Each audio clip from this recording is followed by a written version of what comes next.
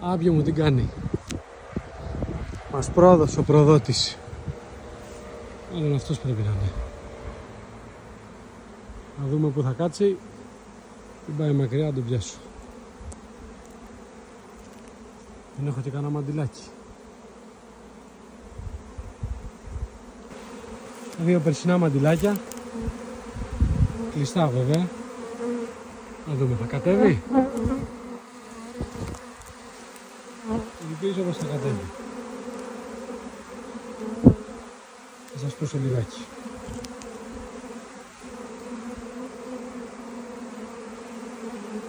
Προδότη. Κι όμως το μαντιλάκι έκανε δουλειά.